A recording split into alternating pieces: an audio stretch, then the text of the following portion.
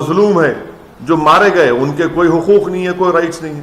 Sir, Jharkhand में चुनाव होने हैं, इससे पहले भी हमने देखा था झारखंड के बड़े सीनियर नेता रहे, मंत्री भी रहे, जयंत सिन्हा मॉब लिंचिंग के एक्यूज को माला पहना रहे, और ये जो घटनाक्रम है क्लीन चिट कह सकते हैं इसको, चार्जेस ड्रॉप करना चुनाव होने से ठीक पहले, क्या इसके पीछे कोई पॉलिटिकल मोटिव आप देखते हैं लार्जर कम्युनिटी क्वार्टर्स? अब भाई एक आप जिस ऑनरेबल मेंबर ऑफ पार्लियामेंट का नाम लिए, वो तो ऑन रिकॉर्ड उन्होंने जाकर उन तमाम एक्यूज को फूल का हार पहनाया, उन्होंने इस बात को एक्सेप्ट भी किया कि हाँ मैंने उनकी मदद की, तो यकीनन कुछ ना कुछ होगा इसमें, क्योंकि अक्टूबर नवंबर में चुनाव होने जा रहे हैं झारखंड में, और उससे पहले इस तरह की हरकत करना ये अच्छा पैगाम नहीं देता। मगर बीजेपी को पैगाम से मतलब नहीं, बीजेपी को सिर्फ यही चाहिए कि जो कोई भी एक्यूज है हम उनको बचाएंगे। सर, आपका रात में आपने एक बंदर की अनालॉजी दी थी, तो किसको बंदर बता रहे थे आप?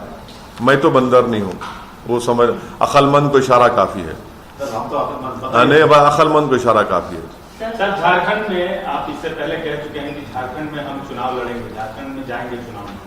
ये जो मसला आया, आप इस मसले को पहले से भी उठाते रहे हैं, और ये जो नया वाकया आया है, क्या इसको आप इलेक्शन में मुद्दा बनाएंगे? नहीं, ये तो एक इंसानियत का मुद्दा है ना, इसको क्यों आप इलेक्शन का मुद्दा बना रहे हैं? ये तो अगर जिस किसी के दिल में एक धड़कता हुआ दिल है, जो किसी का बेटा है, जो किसी का पति है, जिसकी बहन बेवा हो गई, उसके लिए इशू है। ये इलेक्शन के इशू से क्यों जोड़ते हैं इसको आप?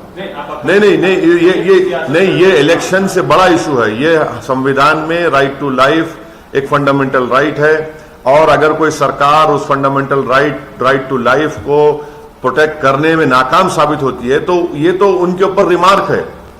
इलेक्शन का मुद्दा नहीं, तो इंसानियत का मुद्दा है।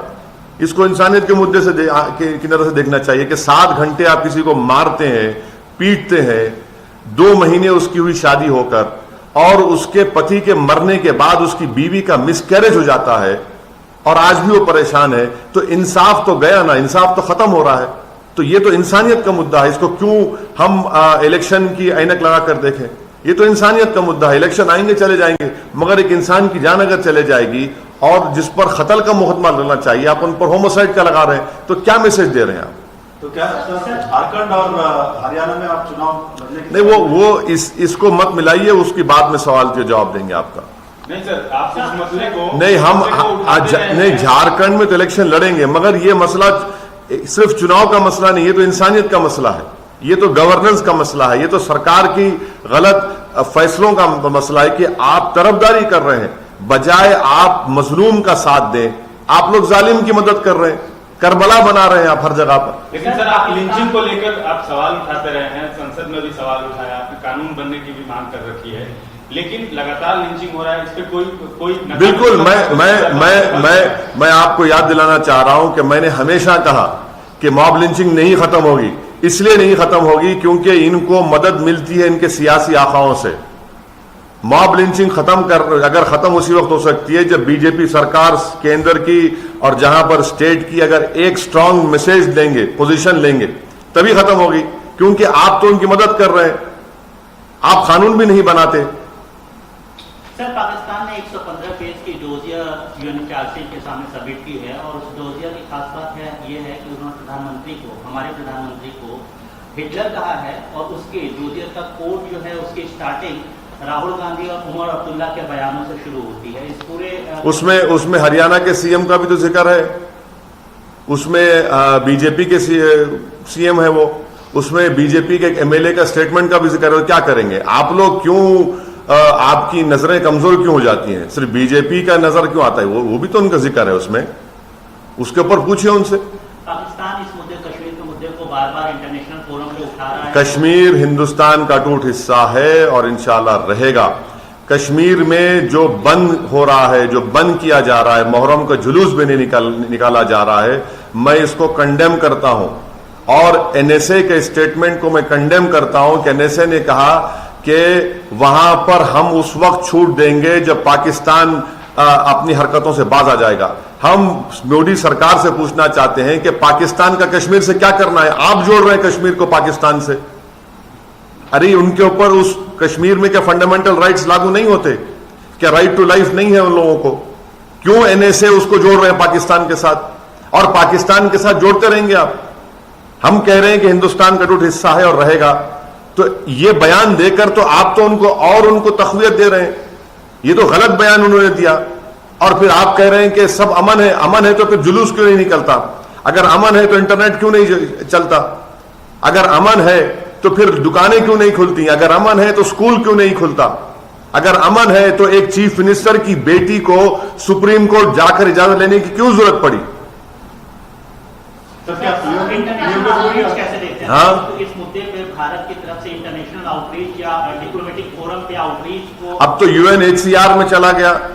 यूएनएचसीआर के कल उन्होंने टिप्पणी कर दी। ये तो सरकार को जवाब देना है इसका। तो हम तो शुरू से कह रहे थे इसको, पार्लियामेंट में मैंने कहा, हमने इसीलिए अपोज किया था उसको। अब ये सरकार की जिम्मेदारी है। बलदेव कुमार पर जो HR की बात कर रहे हैं, ह्यूमन राइट्स की बात कर रहे हैं, तो एक वहां का MLA है और वो भी इमरान खान की पार्टी का, यहाँ पर आके बता रहा है कि किस प्रकार से वहां पे। देखिए, असाइलम का जो लॉ है ना, रिलीजियस परसिक्यूशन के ऊपर असाइलम मिल सकता है, मगर ये तो वहां का MLA है।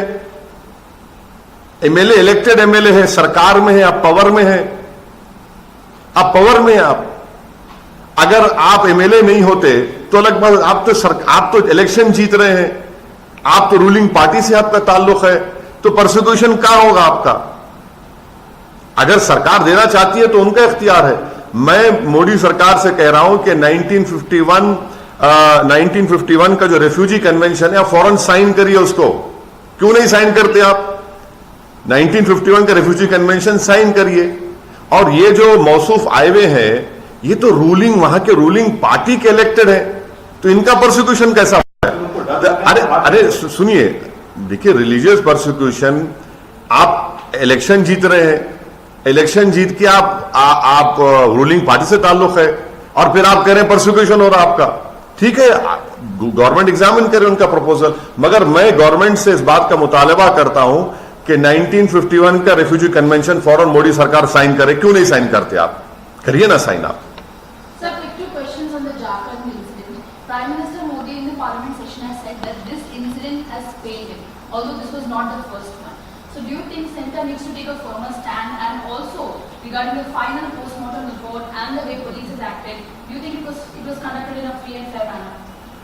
The Prime Minister, if he is so pained, why can't the Prime Minister show his pain in making a law against mob lynching? If the Prime Minister is pained so many times, why is this that in BJP ruled states these sort of incidents are happening and miscarriage of justice is happening? If the Prime Minister is pained, why is 302 not being imposed on those people who were responsible for the lynching and beating for 7 hours of Tabriz Ansari?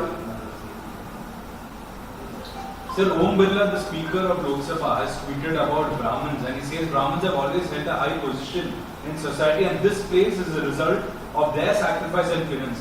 Do you think it is right for the Speaker to tweet about a particular? No, I see the Honorable Speaker has his right to his opinion, and the Speaker has made that statement. I hope that if the Honorable Speaker tomorrow is invited to a function of Dalits, I hope, I don't know, I cannot speak. We also say that the Dalits were also suppressed for millions of years, 1 million years.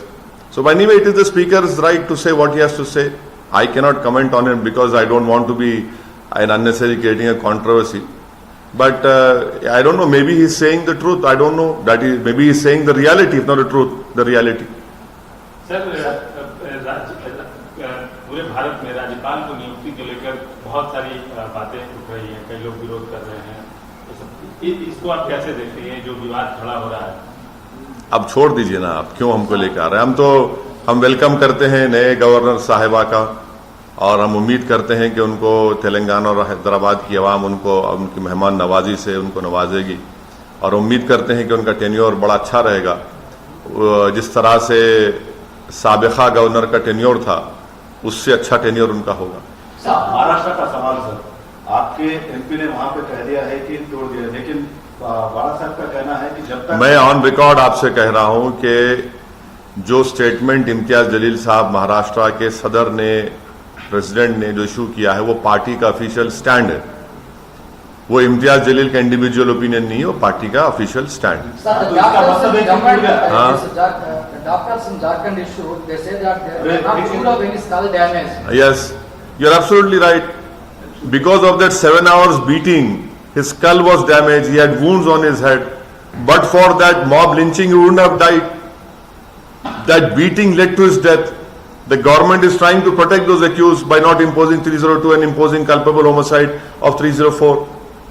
Sir, तो ये महाराष्ट्र का बोलिए sir कि आगे भी आपका कोई भी नहीं रहेगा, आगे इसमें कोई गठबंधन नहीं हाँ। किया जा रहा है। कोई गठबंधन नहीं रहेगा आगे आने वाले इलेक्शंस में। जो इम्तियाज जलील साहब ने स्टेटमेंट दिया है वो पार्टी का ऑफिशियल स्टेटमेंट है, पार्टी का ऑफिशियल स्टैंड है। ठीक है। हाँ, अब आप सुनिए, अब कितने सीट्स खड़ा करेंगे वो महाराष्ट्र की यूनिट डिसाइड करेगा, किससे और अलायंस होगा नहीं होगा वो डिसाइड करेंगे।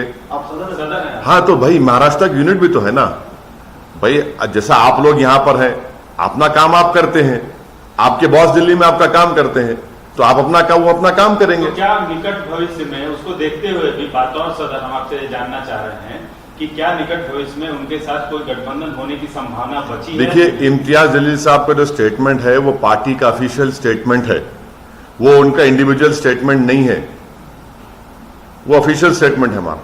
Sir, can you, what is your reaction in English, sir, on Pakistan dossier, UNHRC dossier? Well, you see, the asylum law presently says that on the basis of religious persecution, asylum can be given.